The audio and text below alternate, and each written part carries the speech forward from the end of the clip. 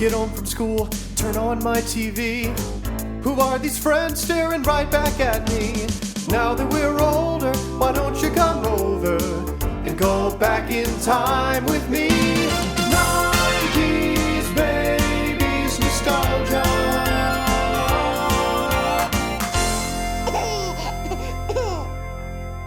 Hi, I'm Amanda.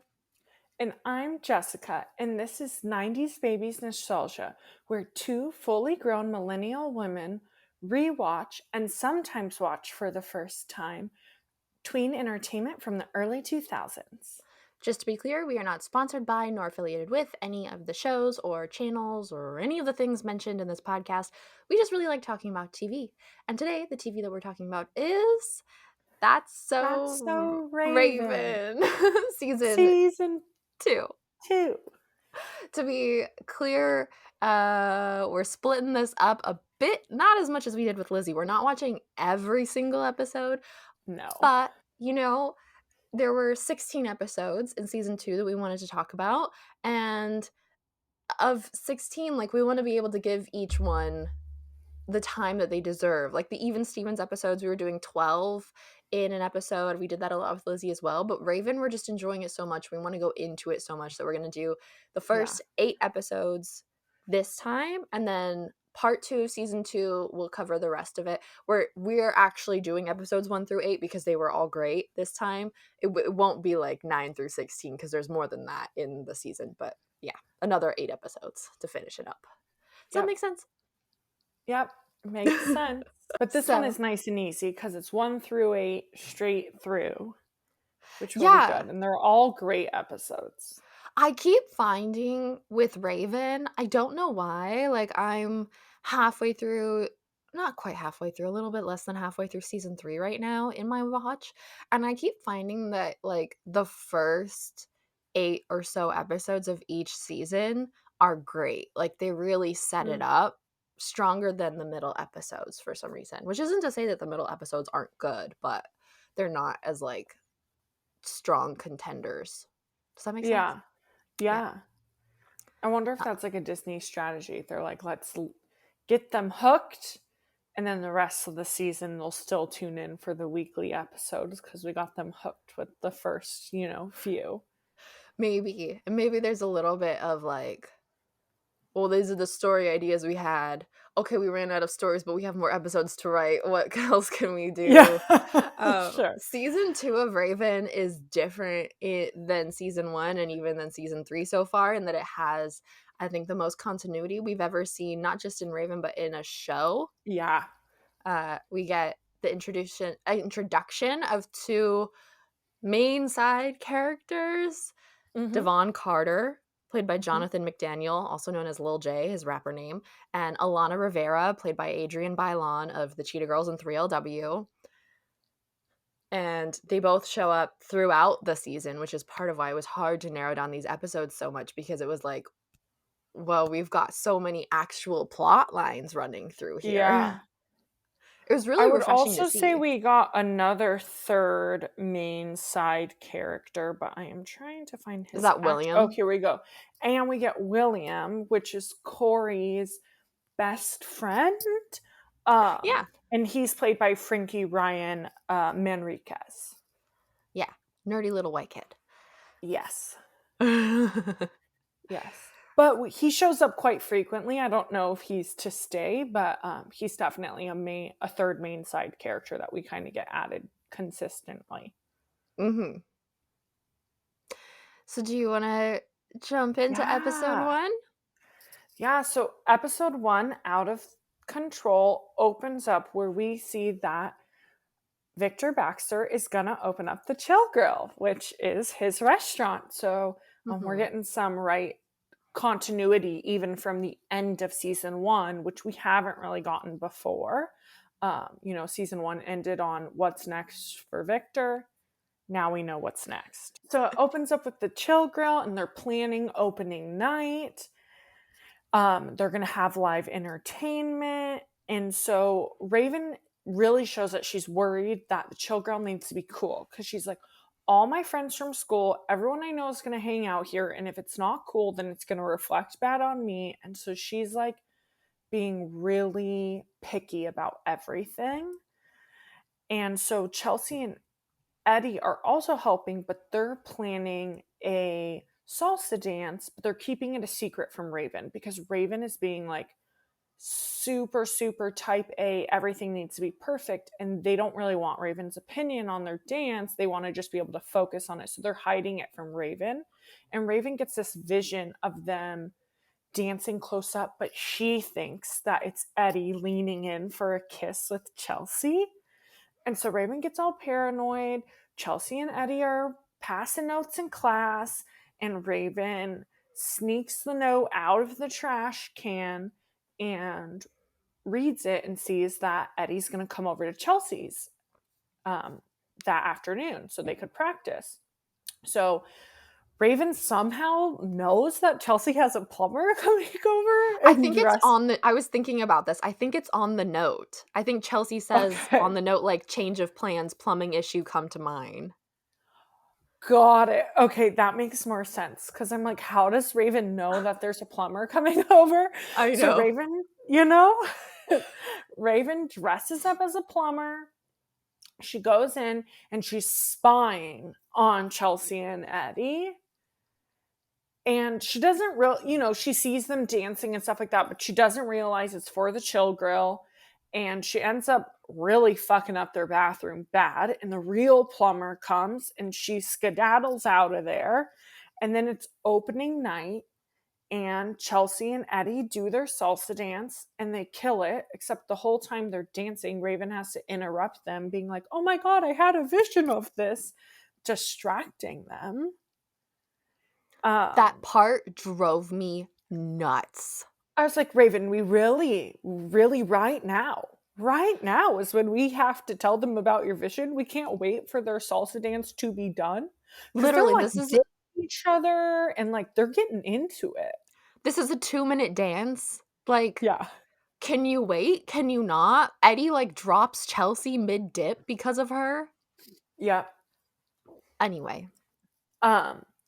And they end up finishing their performance. The chill girl goes well. Kind of side note, but still I think important to the plot, is Devon shows up to opening night because we really see Raven trying to get him to go, but he's like, is there egg rolls? And she's like, no, this isn't a Chinese restaurant.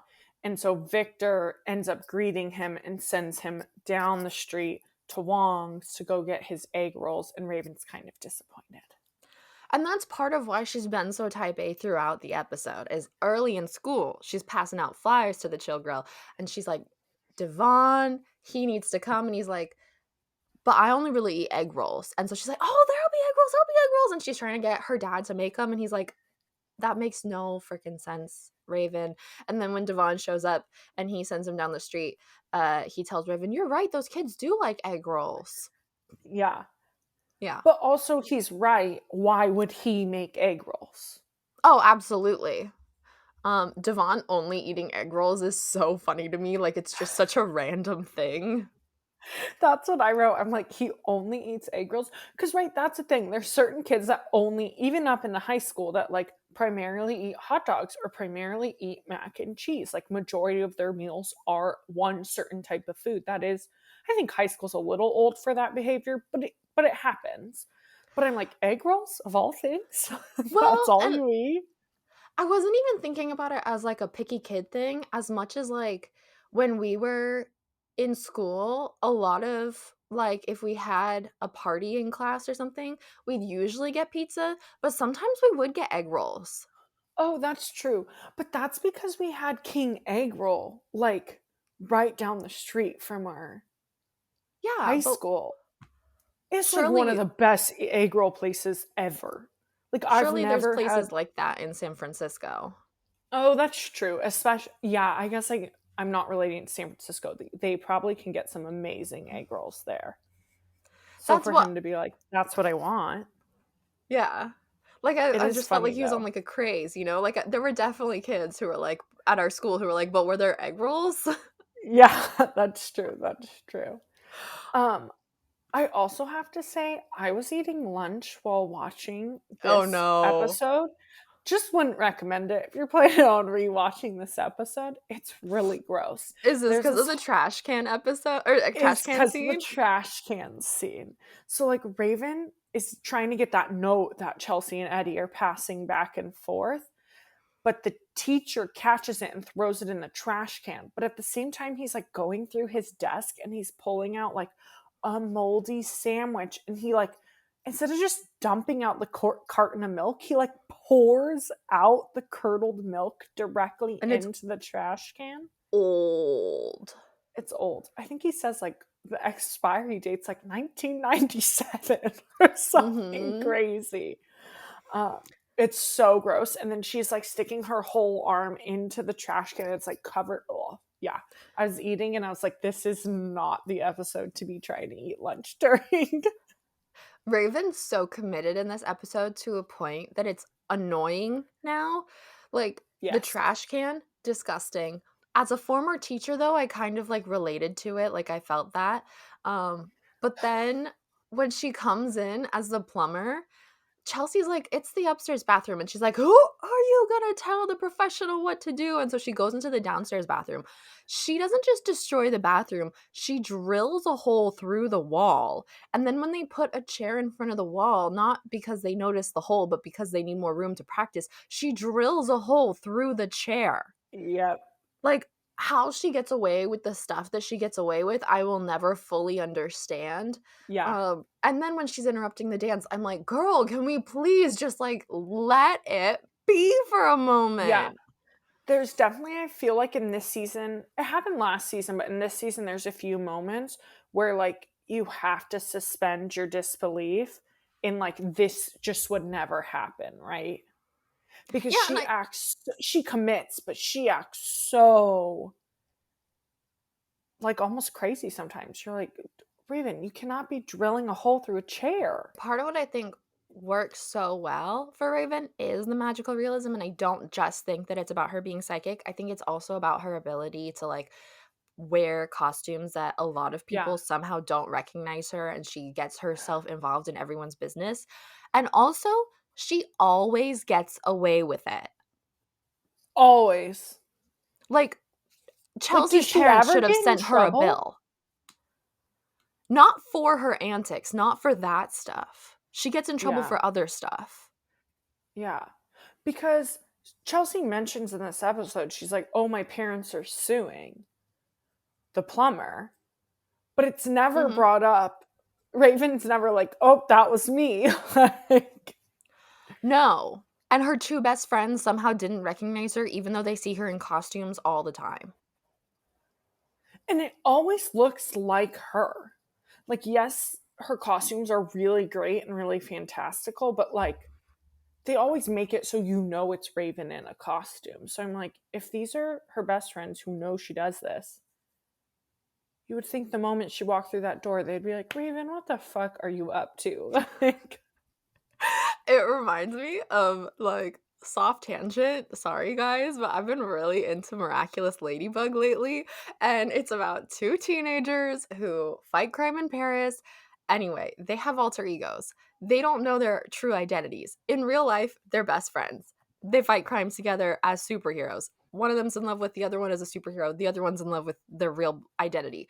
They never realize who they are, and they have the same hairstyles, and like, it's just a mask. It's literally just a mask, and they never realize who they are, and it's just so funny. It's like these people are so dumb. But yeah. with Raven, like, especially, because the friends do this all the time with her and know that she does it, they should have clued in. Yes, definitely. I think it's worth mentioning to this episode the side plot. So in this season, I didn't remember what it was. What is it?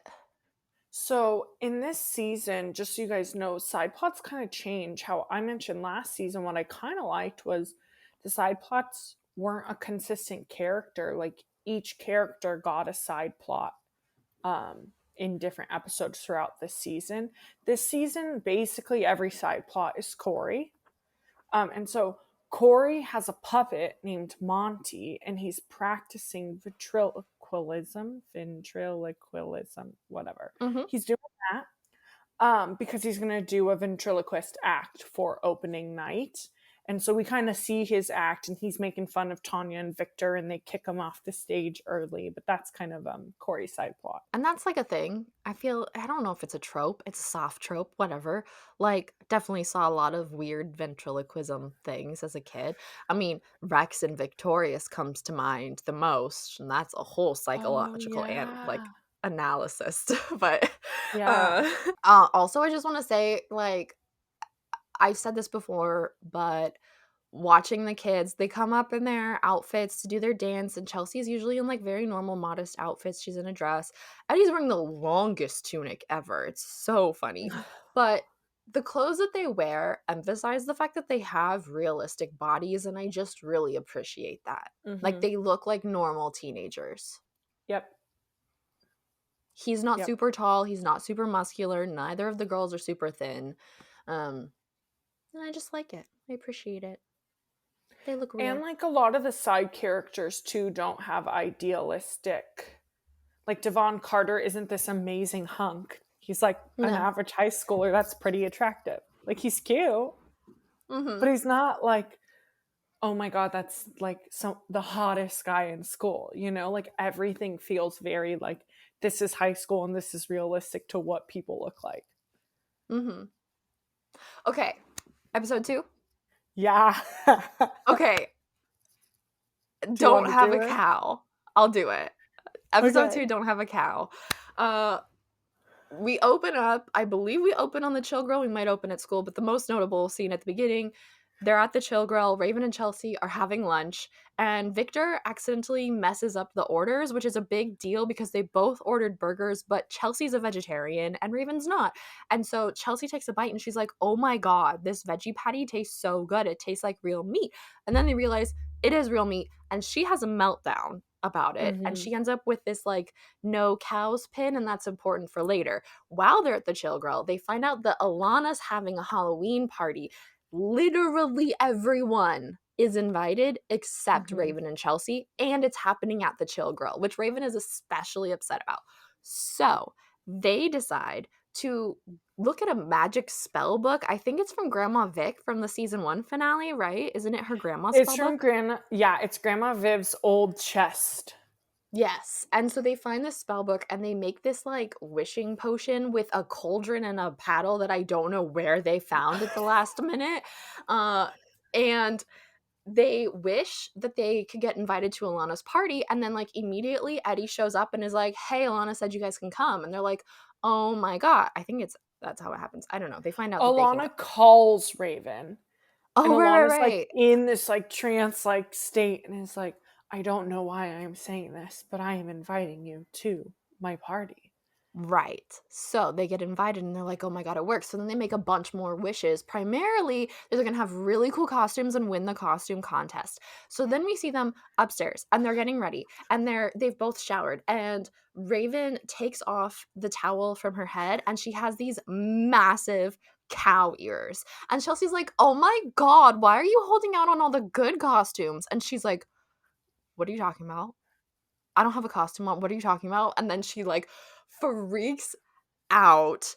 And we find out that Chelsea's cow pin fell into the cauldron while they were making their second batch of wishes. Ugh. And so they're slowly turning into cows. Complete with like freaky tongues, and they both get the ears and they twitch. And so they have to go to Alana's party, not because they're still trying to win, but because Eddie is a wizard and he took the spell book as a prop to the party. So they go to the party, and they're continually turning into cows. Chelsea's eating someone's straw hat. Raven's like lapping up the punch from the bowl or something like that. Like, yeah. And then eventually they just fully turn into cows. They do win the costume contest, but it's not even like people in cow costumes. It's like they brought 2 real cows to set that day. And yes. They are literally cows is what I wrote in my synopsis. Literally. And then it all ends up being a vision that Raven had. It's the first first episode where the whole storyline is a vision, which felt like a cop-out, but I get why they did it. They needed to do something freaky, but it couldn't be real. Yeah. Whatever.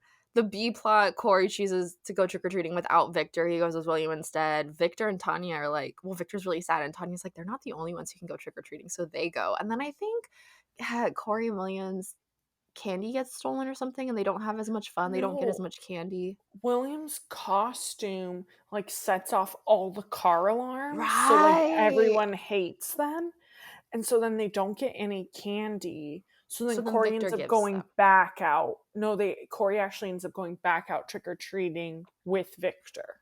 And he's like, I want to trick or treat with you from now on. Yeah. B plot's cute. Don't care. I would have been a little weirded out by fully grown adults coming trick or treating, but whatever. Yeah. Let's get into Raven's plotline, because this, to me, hands down, the scariest Halloween episode Disney has ever made. It still freaks me out. Worse than the Even Stevens. No, it's not. I completely disagree. But it is terrifying because it feels realistic. Like, I understand the not, like, doing a spell and all those things, it seems like, okay, that's not realistic, but like it just feels realistic because they're truly doing something because they want to win the costume contest. They feel like they're the odd ones out and they're just like trying to feel good about themselves. And then they end up turning into cows, and it's not like bam, they're cows. You slowly see them turn into cows. Yeah. And the tongues are really bad, like CGI type stuff.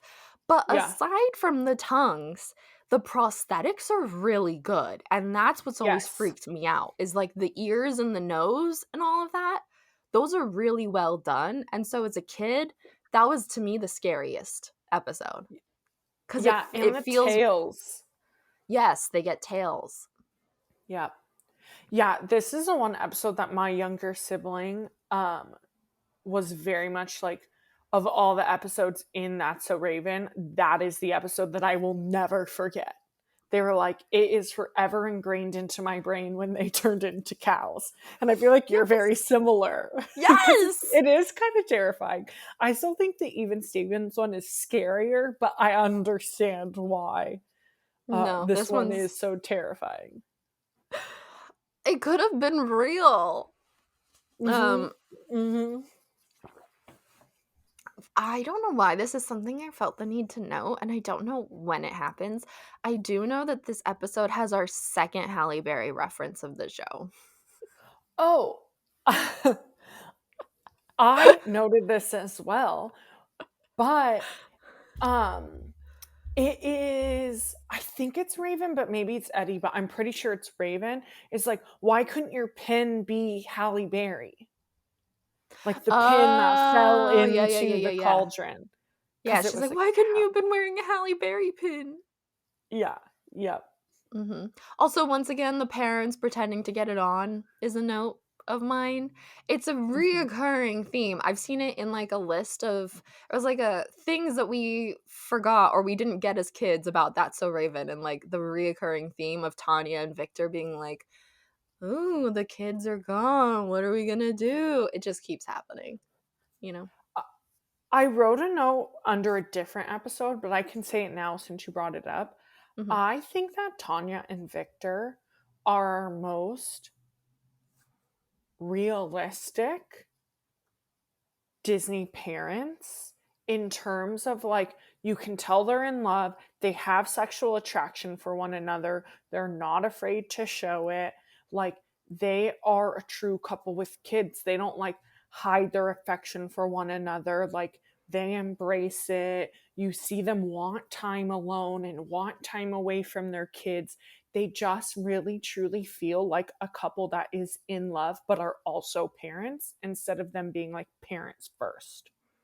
Yeah, and there are couples, real life couples, that are parents that don't show affection for their kids. I think they should. Yeah. But I agree, and I also think they're more realistic than most, because there isn't a good parent and a bad parent. And I think, Mm-mm. even or with kind of with even Stevens and Lizzie, we sort of had like the mom was the good parent and the dad was like the goof parent. Yeah. And later on, we almost like with wizards and stuff, we almost get like two bad parents. Whereas I kind of feel like Tanya and Victor both have their strengths and weaknesses and are fairly evenly matched. Like, yes, Tanya's a little bit stricter, but Victor's not in any way like dumb, you know? And they both know each other's strengths and weaknesses and reference it. Like there's times where like Corey will approach Victor with something where Victor knows it's not his strong suit, and you'll hear him go, Tanya, like, because you can tell he's like, oh my god, I need my other person to like back me up in this because that's her strength and not mine. So you see them reference that about one another too, which I feel like is very real life. Mm-hmm. I agree. My other note, not about Tanya and Victor, but about this episode, because Yeah. it's the first episode where we properly get Alana. I just love thinking about how Adrienne Bailon was in the Cheetah Girls and also 3LW. Mostly I love thinking about how she was in 3LW before her Disney career, because Yeah. it's just such a different brand and a different, and then she was on Disney and that's totally fine. But yeah, I don't know. I just like thinking about it because she's doing something so differently. Yeah. I also like a note on Alana's character is because Adrienne she's fluent in Spanish in real life. The character also speaks Spanish, and I like that. I like I that they can't incorporated that. I have that as a note on the next episode, but I can't tell if it's good or if it's a little racist. Cuz Oh, it's like she just randomly will like say a sentence in Spanish, and I don't know what the point of it was, but I don't hmm. dislike it. I just kind of wonder what the motives are sometimes. Sure. Yeah. But she doesn't like struggle with English in any way. So in that way, No. I'm less inclined to think that it's racist. Yeah. Should we get into the next episode then? Episode 3, Run, Raven, Run. So this episode starts, Raven has a vision that like a tech cart, like a giant cart with like a TV on it, is going to crash into Alana. And then shortly after, we see the tech carts going down the hallway, and it looks like one is going to crash into Alana.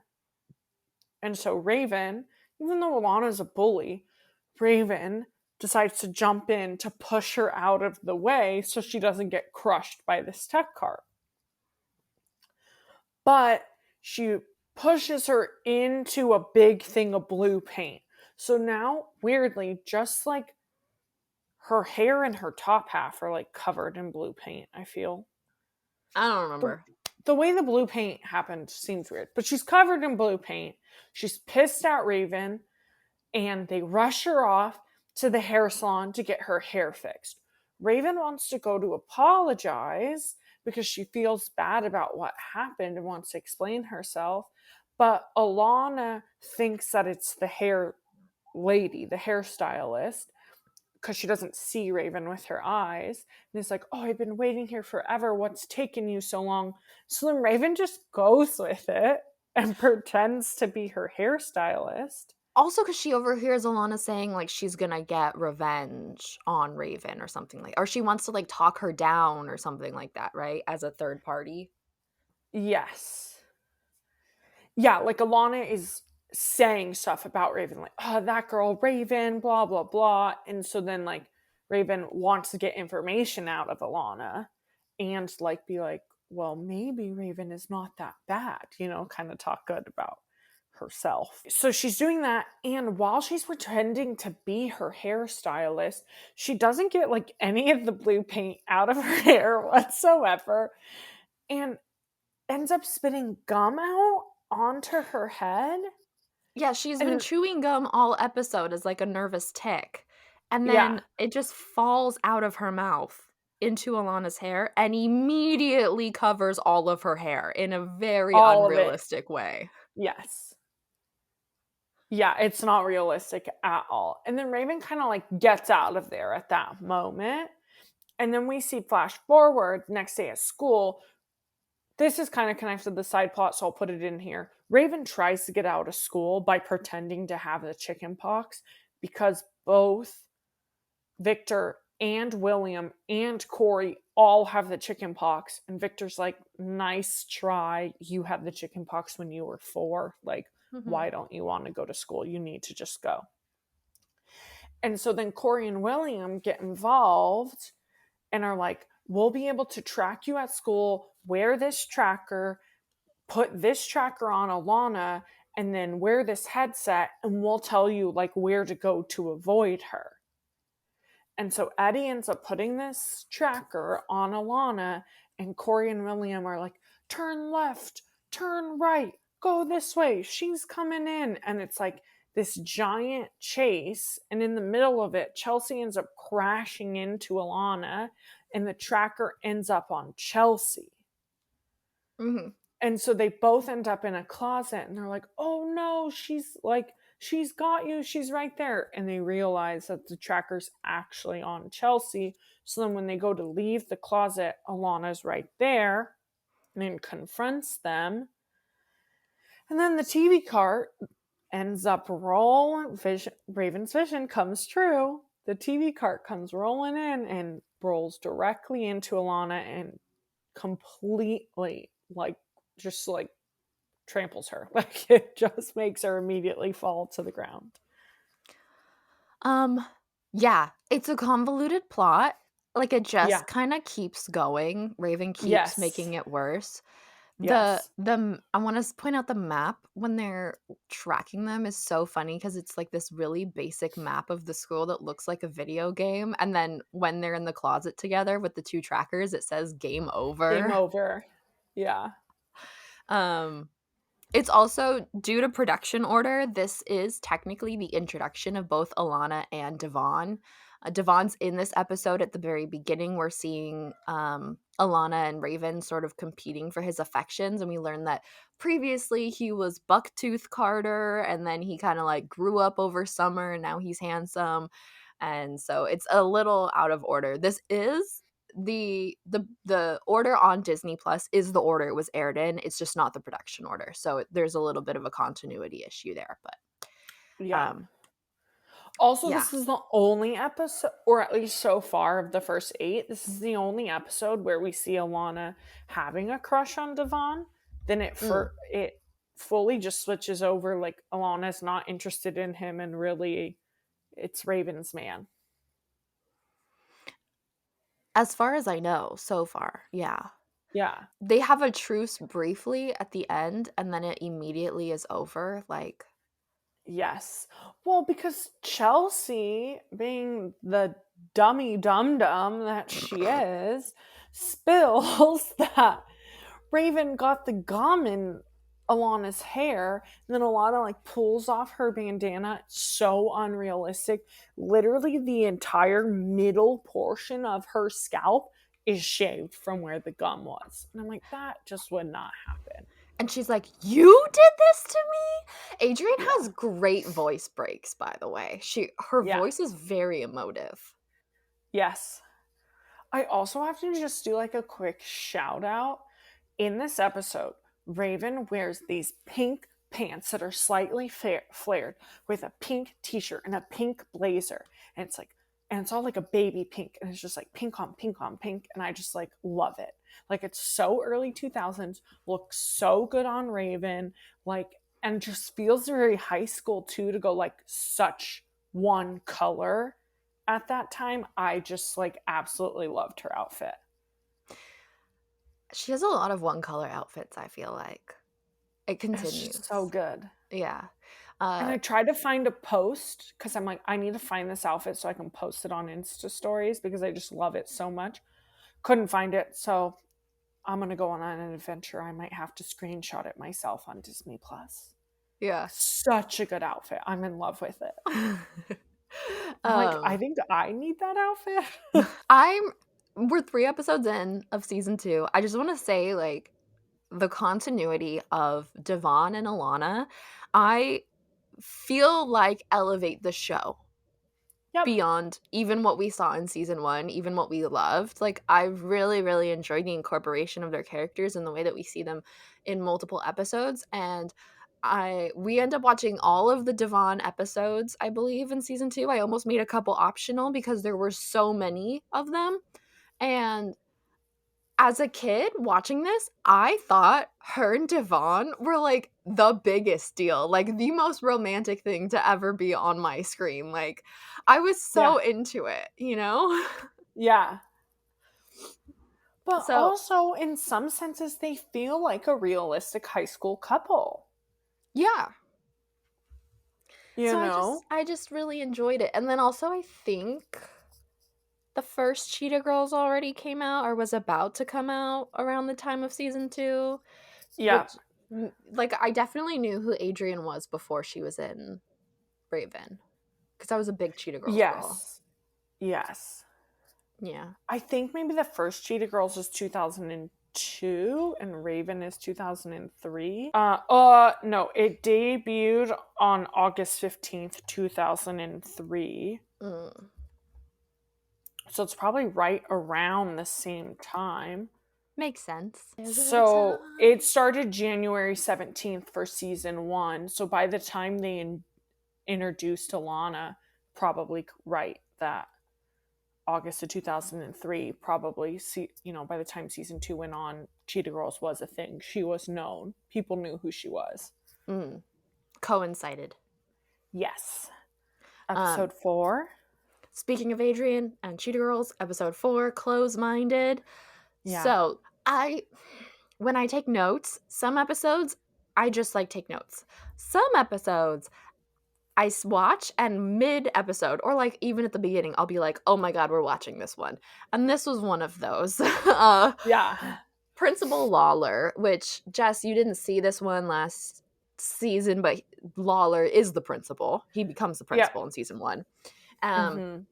He's the spitting teacher, the teacher.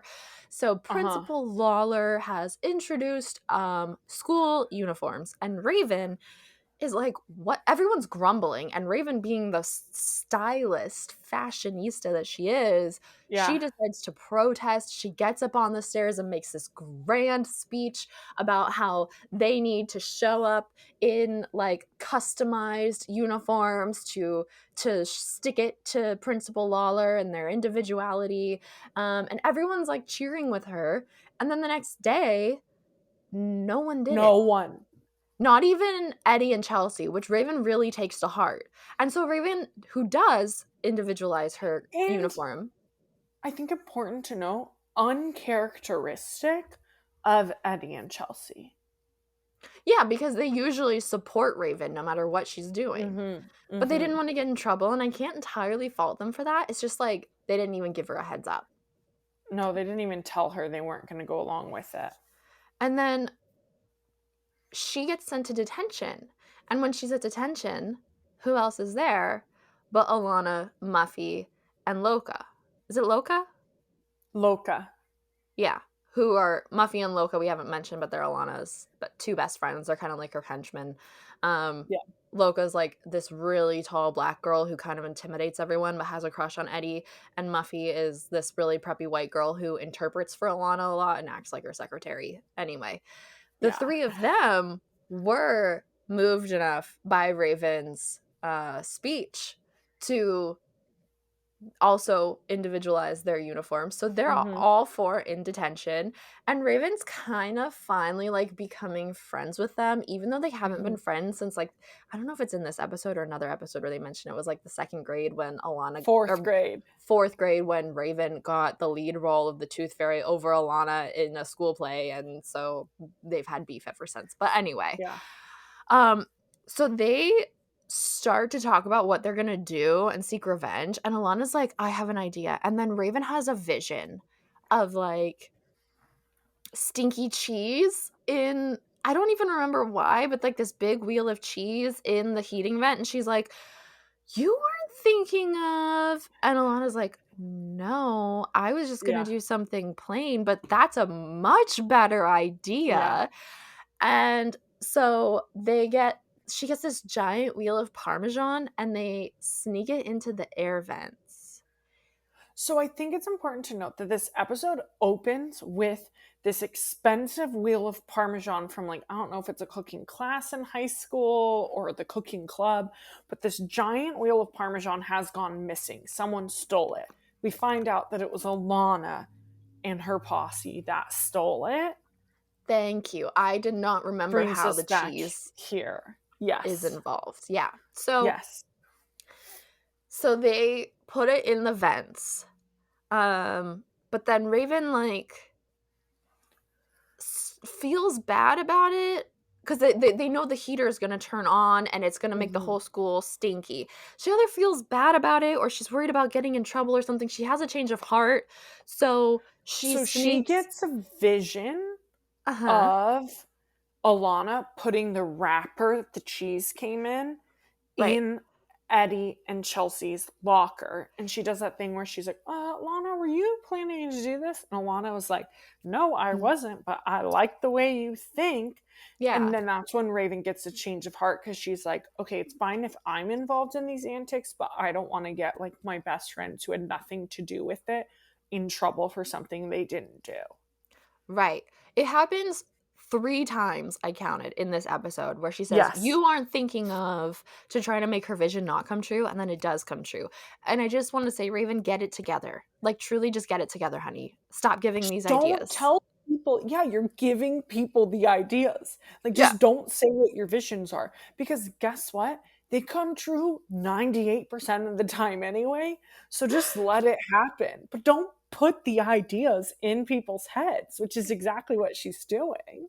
Yeah. And so to stop them from getting in trouble, she gets herself up in the vents and she eats the cheese before it can melt and get stinky enough for everyone else. And this is another one you don't want to watch while you're eating. She eats this giant wheel of Parmesan, which has sat out all day in the vent or overnight in those vents. Yeah. And like gets it all over her face, and it's massive and also impossible. It would actually be impossible to eat all of that in the time that she eats it in. There's no way you could eat a giant wheel of Parmesan. Like, the size of the wheel is like what you do raclette with. Like, do you know what that is? No. It's like a French style of fondue where essentially they cut a wheel of cheese in half, heat it up, and then scrape off the part that has melted normally onto a baguette. And so you can do like a ton of baguettes with cheese with a wheel that size. So it's this huge wheel that you would use for like fondue for a shit ton of people. For like a huge party or a wedding reception. Not that one frickin' human could eat. It's like one step down from the Lizzie McGuire movie Wheel of Cheese. Like, yeah, that's a good way to put it. Yeah. They still end up getting in trouble though. Not entirely sure how. I do know they do get in trouble though. And I know that Chelsea says, detention for 3, please. And I think Alana is like coming under Raven fire and falls down from the ceiling onto the ground right in front of Principal Lawler. Right. Clearly she's up to no good if she's coming from the vents crashing down to the floor. Yeah, and then Alana blames it on them or something, and Chelsea and Eddie had the option to not go to detention, but they like want to be with their girl. Yeah. The uniforms are no longer a thing after that. I don't remember why. So I know there's a brief moment, and I don't know if it's in this episode or the next episode, but it would make sense that it was in this episode, where like Tanya and Raven's in the kitchen and Raven's rushing out and Tanya's like, oh, your school sent a letter, and Raven's like, I know, I have to pay for the cheese. I already figured it out with Principal Lawler. Like, I got it covered. It's this one. And Tanya's like, what are you talking about? You got to pay for the cheese. She's like, it just says that there's no like that the uniform vote got rescinded or something. There's no more uniforms. And so then Raven shows up in her uniform and no one else is wearing their uniform. I think this is the last scene of the episode, because then she's like, okay, I can make this work. And she like grabs glasses from someone and a boa from someone and a hat, and she's like, yes, Yeah. fashion, go. Yep. A B plot is Corey and Lionel gets a credit card in the mail. His rat, Corey's rat, Lionel gets a credit card in the mail, and so it's another credit card episode like the Gordo one. They spend a bunch of money, buy everything online. Victor finds out, tells them, hey, someone's gonna have to pay for this eventually, and so they have to send everything back. And I was like, another credit card episode where the kid's just gonna get away with it. Also, like, I just don't necessarily agree with teaching people that credit cards are bad. Like, credit cards are something to understand and to be wary of, and you shouldn't have one until you're ready to be financially responsible. But, like, they're not bad. And I feel like messages like this are just like, don't get a credit card. Like, I think it was just like, kids don't understand. Like, you think like, oh, you can just put it on your credit card, and you don't understand that.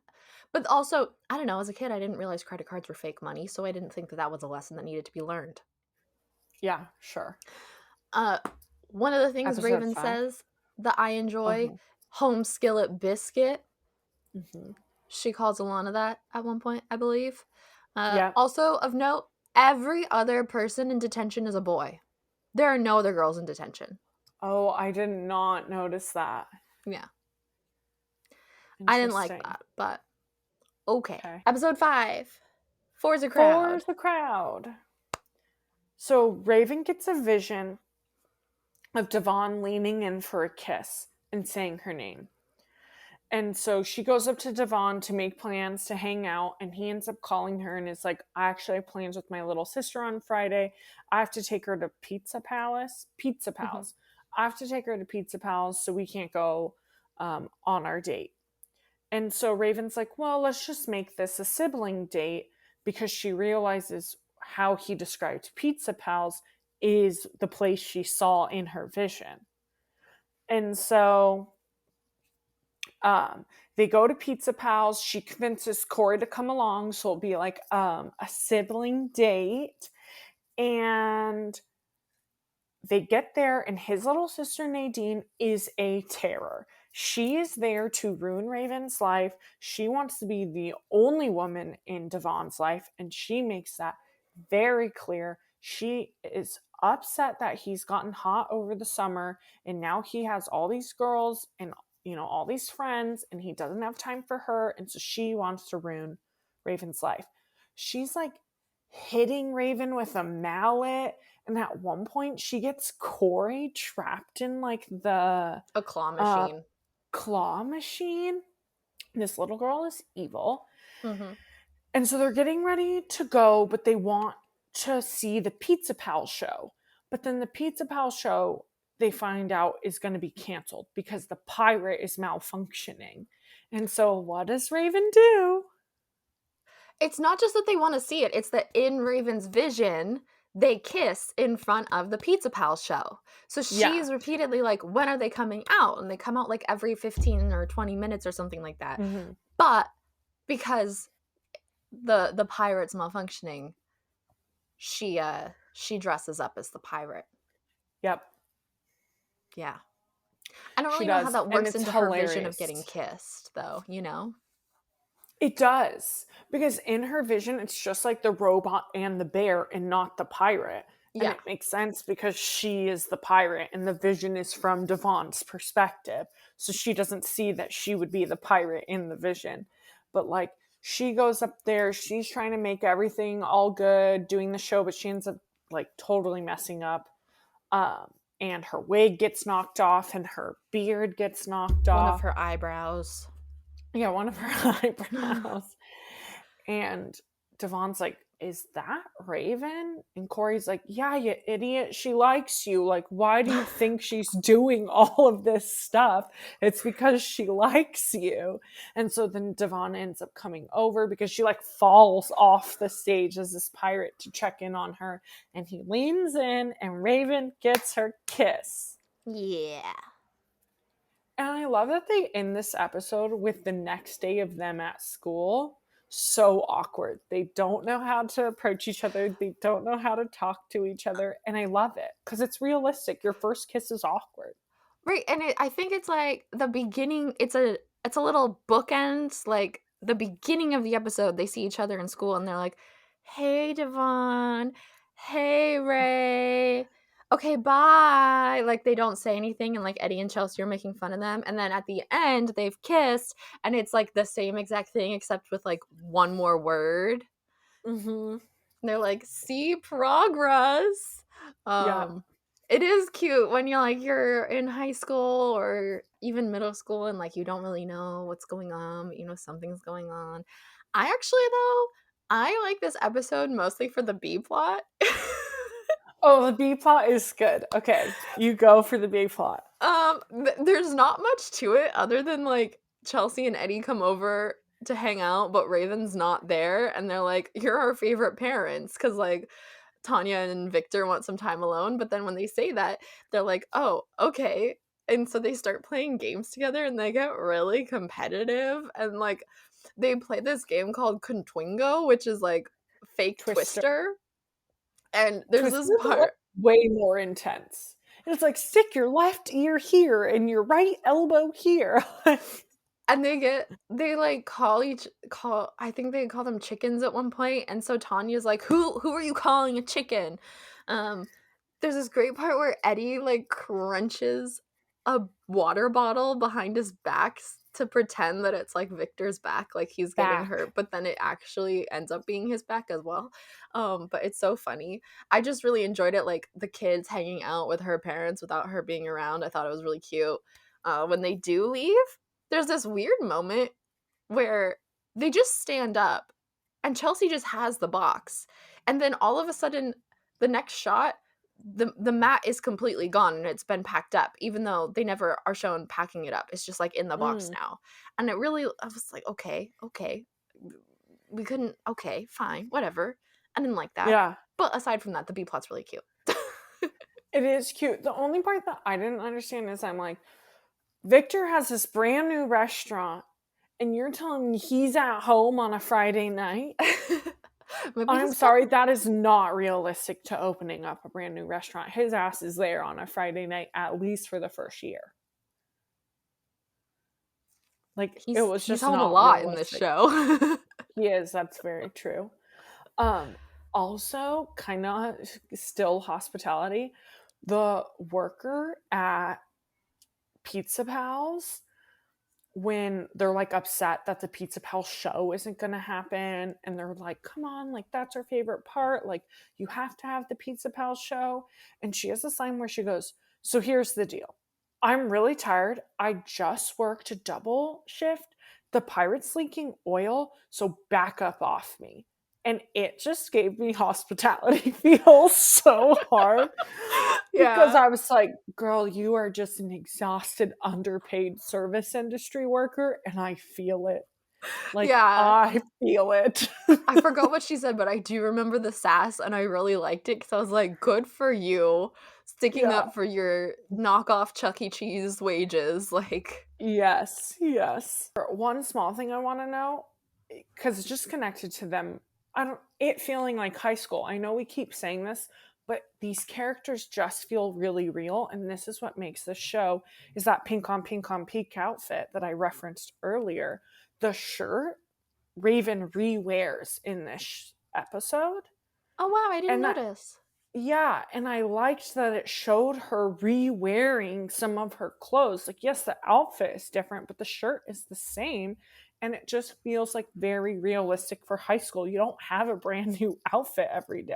Like, even if you're into fashion, like, you are re-wearing some of the same clothes. And so I like that they showed her doing that. Plus, she makes her own clothes. She should rewear them. Yeah. She puts, like, blood, sweat, and tears into them. Mm-hmm. Okay, episode 6, Hearts and Minds. Raven has a vision of Corey not getting any Valentines. He's really into this girl, Michelle, I think her name is. Danielle. Sorry, Michelle. Sorry, Danielle. All of the above. I think there's a Michelle in season 3. Anyway. Okay. he's really into this girl, Danielle, but Raven has a vision of him getting no Valentine, so she tries to give him tips, but they don't work, and he's just like, especially with Danielle, he gets really like nervous to talk to her, and he has no game. So Eddie, being the big brother figure that he starts to be for Corey, teaches him how to rap. And I think this is a line we draw, or we tiptoe on in Raven, where like, are we stereotyping black kids because they're rapping? But also Eddie's really good at rapping, and that makes it better. Do you know what I Mm-hmm. mean? Mm-hmm. It feels iffy, but like, Because like anyway. freestyle and rapping is one of Eddie's passions, and that's not just something they throw in. It's shown multiple times, so we know that is something he enjoys doing. Exactly. And But they it's are not, kind of throwing it on Corey in this episode. yeah, and Raven in this episode, Yeah. because so Eddie teaches Corey how to rap. Eddie full on calls a girl that he likes and he raps to her, and she's into it. And so he teaches Corey how to, but he just memorizes Eddie's rap, and then he does it in school, and all the girls are into him. And so he ends up getting this really big ego about himself, and he ends up needing more raps from Eddie, and he has girls like come to his house to like compete and see who can give him like the best gift or something to be his Valentine. And Danielle at this point is not interested. Like, this is not the boy that she was also crushing on. This is, he's being too much of like a ladies' man. Mm-hmm.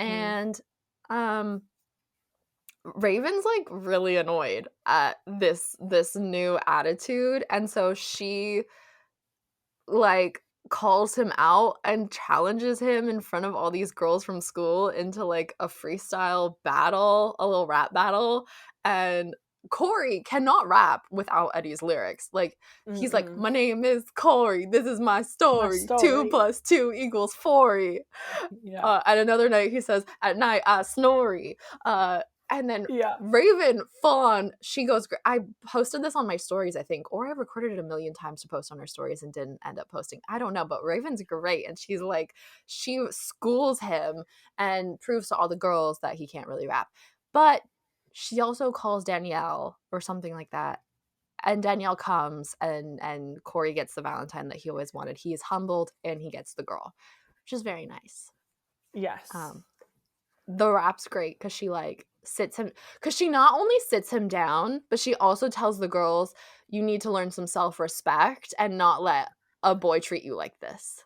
Uh-huh. And Yeah. she's very much calling Corey out for his ego. And I like Yes. it. Me too. Meanwhile, the B plot is, and this is, so most of the time the B plots are Corey, except in this episode and the last episode, and on the occasions when Corey and Raven's plots are Merge. connected. Mm-hmm. And then we get them with the friends, because in this one it's Chelsea finally gets asked out by a boy that she really likes, but her parents, Curtis, but her parents need to approve them, but her parents are out on like a cruise or something. Their So second honeymoon. yes, their second honeymoon. So she has Tanya and Victor approve them, also because they're just easier parents. But then she makes the mistake of saying that to them, that like they're the chill parents. So then they get overly strict, and they're like, interrogate him. yeah, they interrogate him. When they do let them go, they're like, now be back by 11, 10, 9. And she goes, you know what? I don't even live here. Yeah. So good. Oh, and all of this, and Raven has a giant creepy Valentine for Devon that's just her head going back and forth going, miss you, wanna kiss you, miss you, wanna kiss you. That all is the thing of nightmares. We need to talk about that card, because I have very minimal notes about this episode. I actually think it's a very easy, watchable episode. There's many plot points. It's really good. It's a well done episode. It's not my favorite by any means, but it's really good. This stupid card, at one point, we see Raven.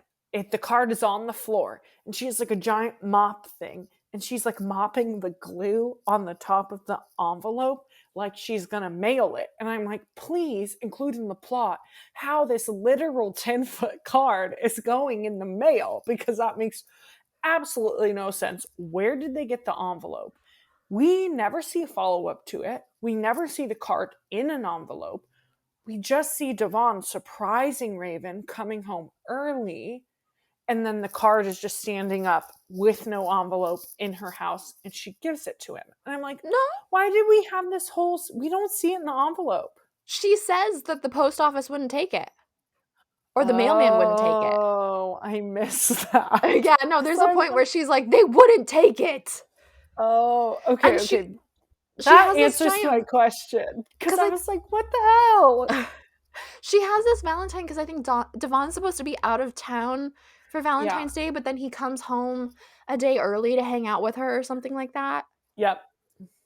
Yeah. I don't remember when it was, but there's a quote in here. I don't like lumpy hearts, which made me laugh, so I wrote it down. I don't remember. I think it's Corey. I'm pretty positive. It's Corey referencing the hearts that Danielle drew on her Valentine to him, because he was like, oh, you drew really perfect hearts. And one of them say like, oh, I don't like lumpy hearts.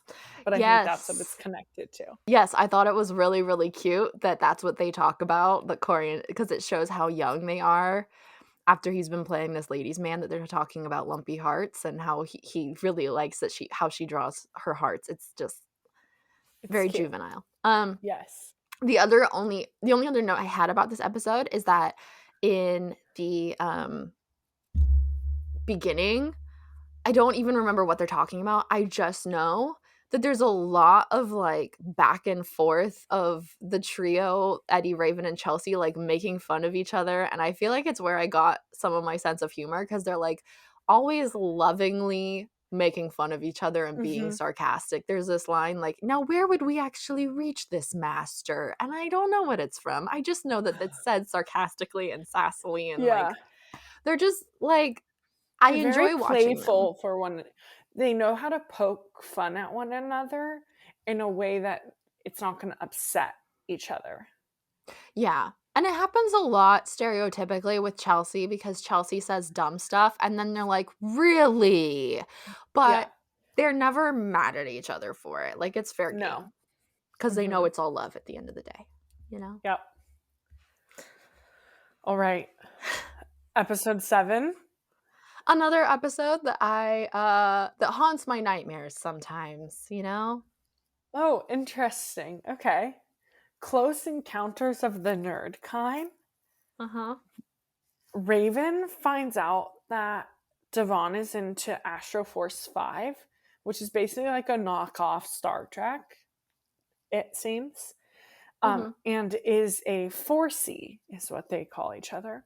She pretends to be into it and pretends to like it, and Devon's like, oh, I have an extra ticket to this convention, you should come with me. And then he keeps referencing different things, and she's like, I can't lie to him, like I have to tell him that I'm not into this. And so she tells him she's not into it and that she doesn't want to go to the convention. And so then he ends up giving his ticket away to Phoebe, one of his friends who he knows is into Astro Force 5. And Raven gets a little jealous, and she has a vision of like Devon and Phoebe like nuzzling their heads together. And so she's like, I have to get to the bottom of this. So her, Chelsea, and Eddie need to sneak in to the convention. Eddie needs to sneak in because one of the characters, Curvacia or something, is doing a meet and greet. And Eddie is like, that is my ideal woman. I need to meet this woman. But Chelsea is really sneaking in to have Raven's back. They find out that Chelsea like looks like one of the princesses. So they dress her up like one of the princesses from the show to sneak in. And it turns out that the nuzzle is just like a welcome that they do. And like there was nothing shady about it. But then Raven like ends up battling Devon in like a reenactment. she's in a costume that she got from someone that's, like, of another character that's, like, the rival of his character, so they get pulled up on stage for this skit or something. Yes. Yeah. And he's like, Raven, what the heck are you doing here? She's like, well, I knew you were going to nuzzle with Chelsea or with Phoebe, but I didn't realize it was nothing. He's like, how did you know I was going to nuzzle with Phoebe? I didn't even know I was going to do that. And he was like, how about truth and honesty? And she's like, I can't tell you, because she's just not ready to tell him that she's psychic, which is 100% understandable. She's like, you just have to trust me. Yeah, it's a really interesting plot for the trust aspect, because on the one hand, it's Devon being upset that Raven didn't trust him. And on the other hand, it ends with Raven saying, you know, you need to trust me as to why I knew this. And it's kind of like trust is a really important thing that a lot of young relationships don't have, because you don't know how to have it, and it's your first and you're insecure and whatnot. And so I thought that it was interesting that, like, the whole plot was basically about her not trusting him, and then at the end she asks him to trust her, because, like, you're not giving what you're asking for. But then they kind of do at the end agree to, you know, Yeah. trust each other, basically. Yeah. And to always be honest with each other is what they're trying to do. Except in that one thing that she can't tell him. Yes. Yes, besides for that, they are, like, you can tell they're trying to be, like, open and honest with each other as much as possible. Seems like a very, I don't want to say adult, but appropriate age, Mature. figuring out your first relationship, very mature. Yeah. I love that they throw in conventions, because a lot of, like, Comic-Con style conventions and anime conventions, I don't know about Star Trek and stuff like that, but definitely comic and anime conventions are actually held in San Francisco. So it felt appropriate that this type of convention would be held in San Francisco. I also like that Devon's not a nerdy character. He's an attractive character, but he has this nerdy quality about him. And that doesn't make Yes. him less attractive. It's just part of him. No. Yeah, Yeah. it's just something that he's into, and it happens to be nerdy.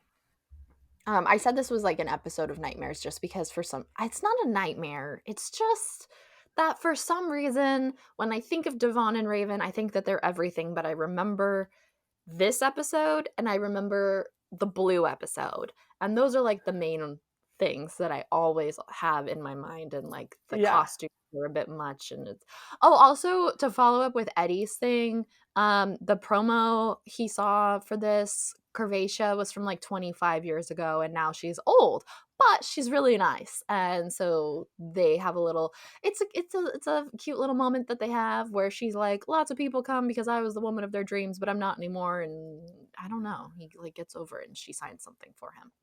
Yep. Another plot, because we didn't have enough side plots, plot is Corey's, where Yes. he starts to pretend that he can read animals' minds. So William's rabbit Einstein is missing, and Corey's on the phone with William, and Raven gets a vision that Einstein is under his pillow, and Raven's like, tell him to check under his pillow. And William's like, oh my God, you have a gift, Corey. And so Corey pretends that he's like this animal psychic and can like feel and know what animal needs. But in true Corey fashion, he's doing it just to make $1. Yeah. And in this one, we see David Henry, who brings his animal in as one of the cameos. And David Henry is Justin Russo in Wizards of Waverly Place. And that was my entire reason for mentioning the V-plot. Okay. I didn't realize that it was David Henry. One of the things I always noticed as a kid, and one of my favorite things that Disney does, is they throw in cameos of a lot of their actors that later on have their own shows or become bigger. And I think we don't really see this at all with Lizzie or with even Stevens, but we start to see it a lot with Raven. First season, we just had Brenda Song in the episode with Sam, the dog one.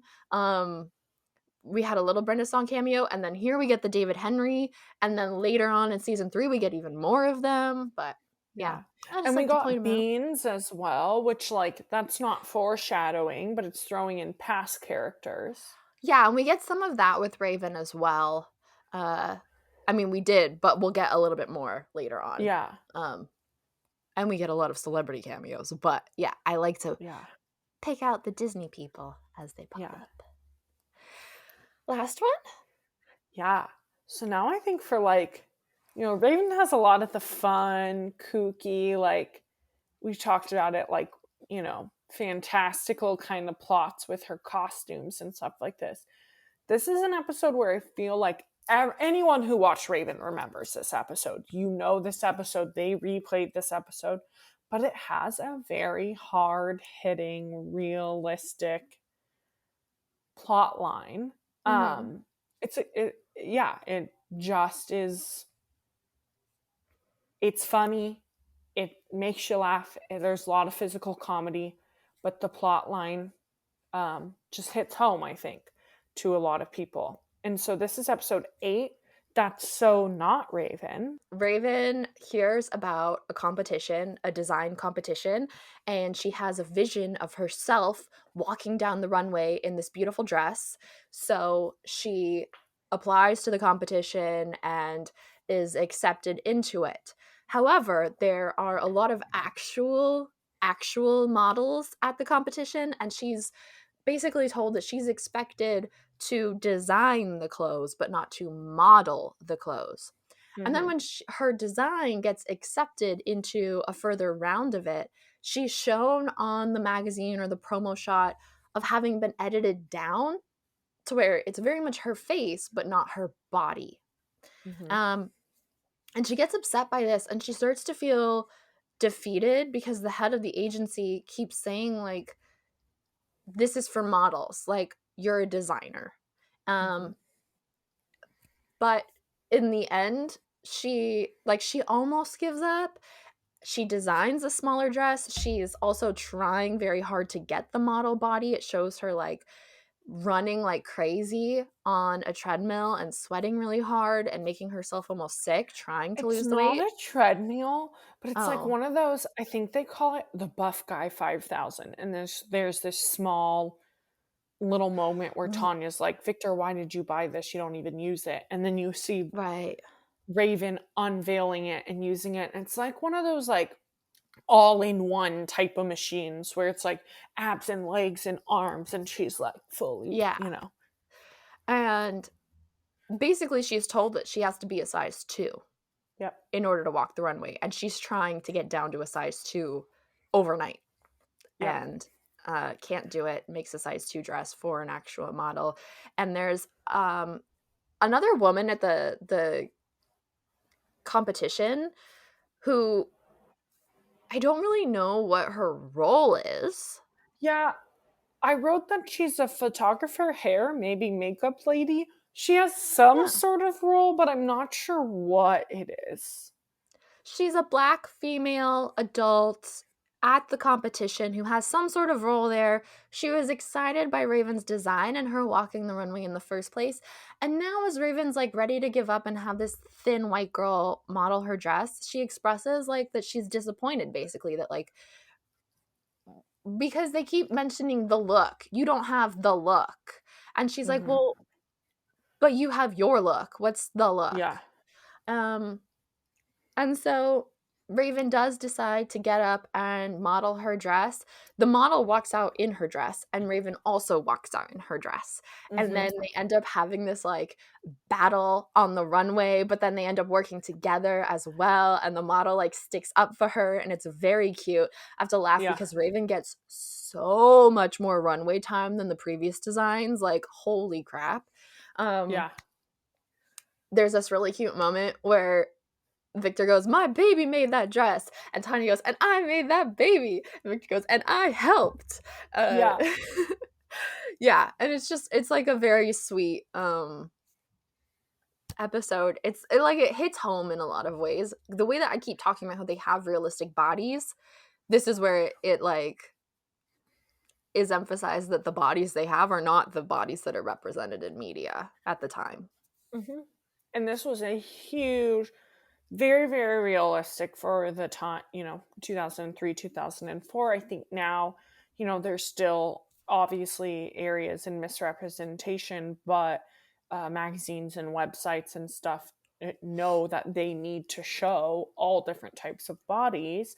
And we're seeing that change even in companies that were reluctant to do so. But at this time, the standard was that size 2. What you were seeing in magazines, what you were seeing on websites, anywhere you went, that was the standard. And it was very realistic for what was shown. And if you were a size 8, you were a plus size model. Mm-hmm. And still, a lot of the times, I think Yeah. a 10 or something like that is a plus size now. Yep. And a 10 is the average body size of a female in America. I'm a 10, an 8 to Yeah. 10, depending on the clothes. But Yep. I actually it's really sad. My expectations are so low of this time that I was a little bit surprised that it was a size 2 and not a size 0, particularly because they're teenagers. This is kind of like when I say Raven's sort of like the down to earthness of Lizzie with the zaniness of even Stevens, like Yeah. this definitely is it's kind of like the Miranda episode but done even better. And Yes. in the way that my main critique of the Miranda episode was that she is already naturally thin, so when I was watching it as a kid, I felt like, well, if she can feel fat, then I am fat. Yep. When I was watching Raven was a similar body type to me, a bit bigger than me. And Raven continues to get a bit bigger throughout the series because that's just her natural body type. And so watching this felt realer, felt like more grounded in our experiences, if that makes any sense. Not that Yeah. skinny girls can't feel self-conscious and develop issues like this, just Yeah, that anyone can. just the way that I related to it, it was easier for me, I guess. Yeah, the only, which I didn't remember from watching this episode previously, but in rewatching it, the only like bone to pick that I had to say was I didn't necessarily like that the woman who we said we don't know her role, let's call her hair makeup artist. Mm-hmm. I didn't like that she approached Raven with an attitude and was like, she literally told her, "You're selling out." And I'm like, this is a 15 or a 16-year-old who was dealing with media representation and media beauty standards and has tried, and she's been turned away and told that she doesn't have the look and she needs to be a size 2, and she's tried at this point multiple times to stand up to that, and she's feeling very defeated. And then to have this woman come and just be like, "You're selling out," and I'm like, lady, you're the adult, help her in this situation. Like, it's not don't Raven's then put responsibility. don't put the blame back on Raven, because Mm-hmm.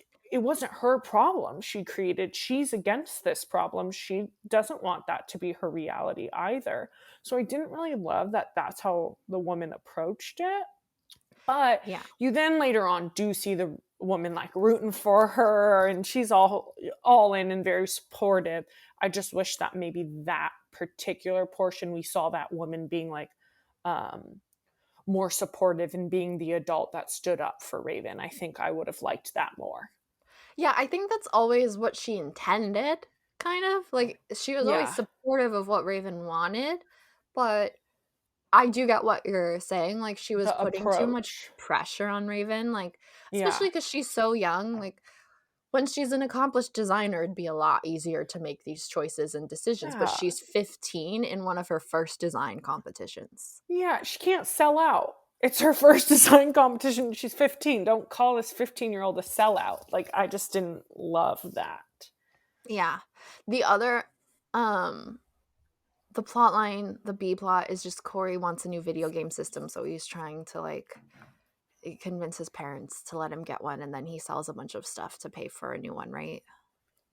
Yeah, he sells all of their household items, which is very reminiscent of one of the side plots in Lizzie, where I feel like Lanny and Matt also sell all the household items. He has a garage sale, and then but they don't have a garage. People come into the house and they don't want to buy his junk, but they do want to buy the stuff in the house, and so he sells everything in the house.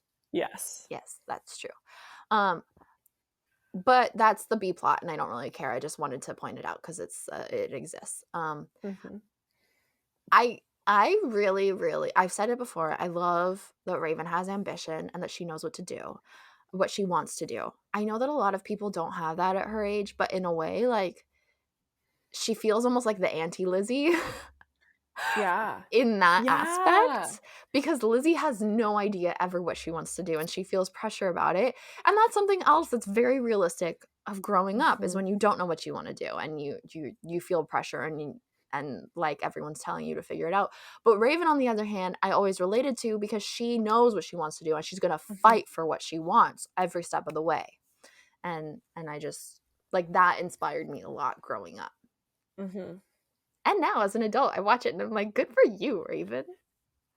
Yeah, she has, like, she's very strong-willed. She's very confident in her decisions.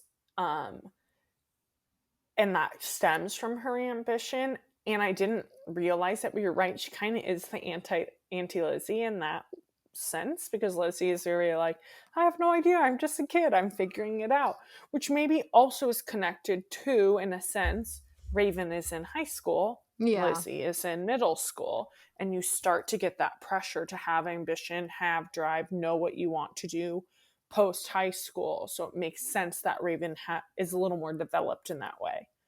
Yeah, but Raven, we find this out in season 3. Raven's been designing her own outfit since 3rd grade. Yeah.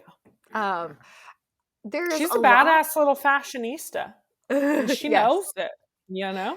There's a lot of guest stars in this, but they're not as big as some of the other ones we get later on. But Amy Hill is of note. She plays Miss DePaulo. She's the teacher in this episode, and she is a prominent actress in other things. You can look her up. Most notably, I forget the title of it. There was this one show for like a season that portrayed a Korean American family in the 90s or 80s, and she was the breakout star of it. And Karen Sharp is in it, and she did a lot of like sitcoms and things. Mm-hmm. But I will be pointing out guest stars more so later, when they are more notable. Yeah, especially as we get into season 3, I know. Yeah, but even when in season 2, later on, you're gonna get. We get a musical episode in our part 2 of season 2. We're gonna have a musical episode with a I'm big guest excited. star. I'm excited. Um, It's good. I'm loving it. So, and you can see why we had to talk about the first 8 episodes of That's So Raven season 2, because every single episode we talked about had either Alana or Devon, except episode 8, which we couldn't not talk about. No, because it's so important. Yeah. Yeah, it's just so good, and I know it's going to continue to be good.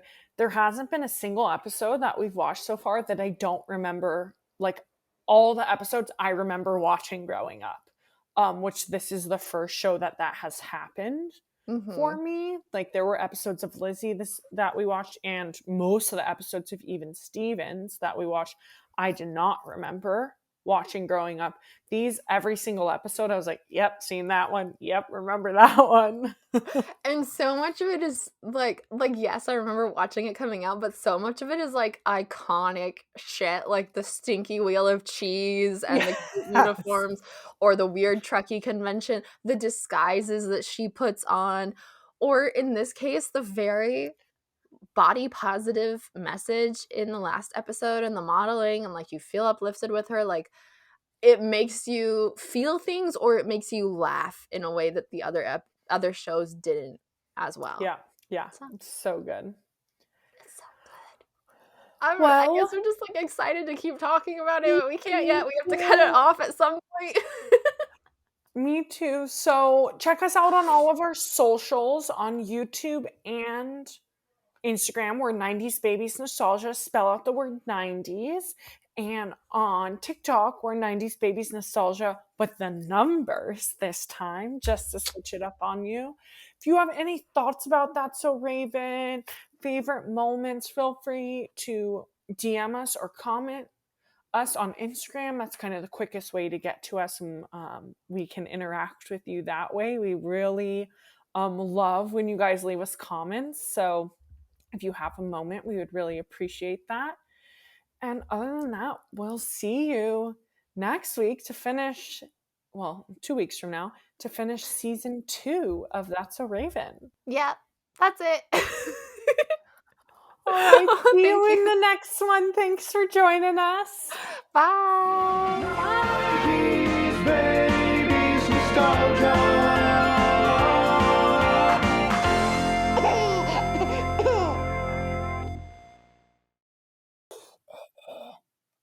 Oh, I just made a really sexy face. Okay.